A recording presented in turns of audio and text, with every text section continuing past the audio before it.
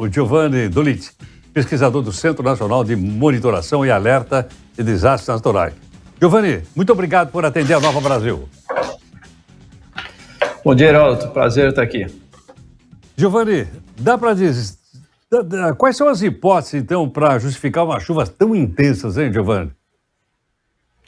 Olha, Heródoto, a gente tem efeitos de fator local e efeitos de escala global, escala climática, né? Localmente, a gente teve uma frente fria típica para a época, com ventos mais fortes do que normalmente a gente tem essa época, soprando contra a serra, passando sobre uma água do mar que está bem quente essa época, a época do ano em que a água está mais quente. Então, essa combinação de umidade, calor, ventos fortes, convergindo umidade na serra, acabou resultando nesses mais de 60 milímetros. A gente nunca tinha visto em 24 horas tanta água caindo. Se a gente pensar que cada milímetro de chuva é 1 litro de água, foram mais de 600 litros em cerca de 8 horas. Então é muita água, o solo não aguenta, né? Ele supera a sua capacidade de infiltração de água, então essa água vai arrastando todo o solo. E quando a gente tem pessoas expostas, né, abaixo desses morros, vamos dizer assim, então acaba acontecendo os desastres. Numa escala global, a gente tem a temperatura do planeta subindo, né, desde a época pré-industrial já subiu 1,2 graus, né, e a gente tem uma meta de não passar de 1,5. Então essa temperatura mais alta do planeta, a gente observa que ao longo das décadas vem proporcionando uma ocorrência mais frequente de extremos. Então esse evento, em particular individualmente, não dá para a gente afirmar que foi causa de uma mudança climática, mas um planeta mais quente deve ter uma frequência maior de eventos como esse.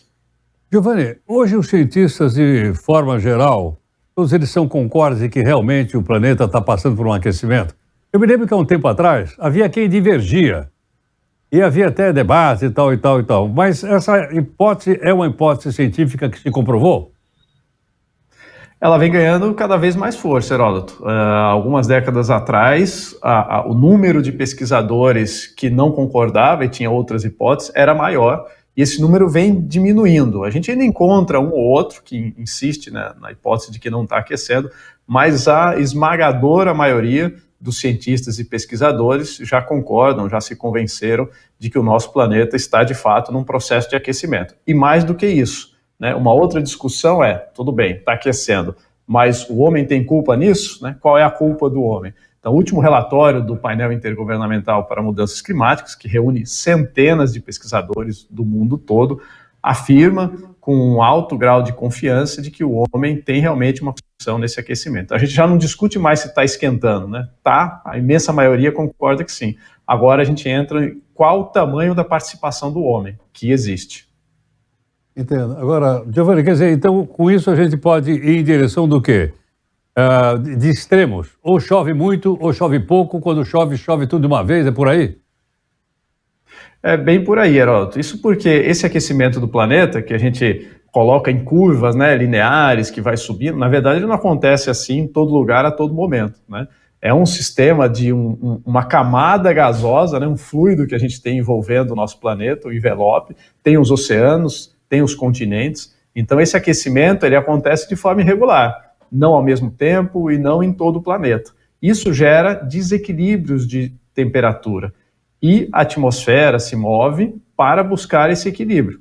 Então, quanto maiores as diferenças, as variações de temperatura, mais violentas são as respostas da natureza para buscar redistribuir essa energia. Quando eu falo natureza, especialmente da questão climática, né? Então, esses extremos, com o planeta se aquecendo de forma irregular, como está acontecendo, podem acontecer com mais frequência, buscando esse reequilíbrio. Agora, a gente dá uma colaboração também para as enchentes, agora falando localmente, na medida que a gente impermeabiliza o solo, não é isso? Sem dúvida, toda essa água que cai, e a gente observa aqui na cidade de São Paulo, por exemplo, né, conhecida por Terra da Garoa, se a gente olhar ao longo das décadas, a gente tem tido cada vez menos garoa e cada vez mais tempestades, né? Então a água caindo cada vez no intervalo de tempo menor, né, mais concentrada, ela precisa de vias de escoamento. E quando a gente impermeabiliza tudo, a gente faz com que a água escoe para alguns locais apenas, ela tem poucos lugares para correr. Então, qualquer chuva, pancada de chuva dessas de verão, tem gerado esses alagamentos e essas cenas de carros boiando que a gente está vendo. Então a gente precisa melhorar isso aí. A gente precisa aumentar a cobertura vegetal, a gente precisa coletar água de chuva, prédios, casas podem coletar e aproveitar. Então a gente trabalha de duas formas, né? A gente evita que essa água escoe rapidamente e cause os alagamentos e ainda aproveita essa água da chuva, que dá para fazer muita coisa com ela, sem precisar estar usando o tempo todo água tratada, que tem um custo muito maior. Sem dúvida, sem dúvida. Eu acho que nós precisamos usar mais água da chuva. Os condomínios, por exemplo, verticais, poderiam usar bem isso, não é verdade? Para lavar as áreas comuns, para molhar o jardim, essa coisa toda. Perfeito, usar nos banheiros, né, nas faxinas, nas limpezas, exatamente. É uma água excelente para isso. Bom, vamos então tocando para ver o que vai dar. Giovanni, muito obrigado por sua gentileza. Obrigado, Heródoto. Bom dia para você, bom dia a todos. O Giovanni Doliti é pesquisador do Centro Nacional de Monitoramento e Alerta de Desastres Naturais. Está aí e tal, né? Então, cada vez mais os cientistas estão de acordo que está ocorrendo mesmo o aquecimento global. Antigamente havia uma polêmica a respeito disso, né? Mas ele mostrou que vai indo nessa direção e nós temos que dar alguma colaboração.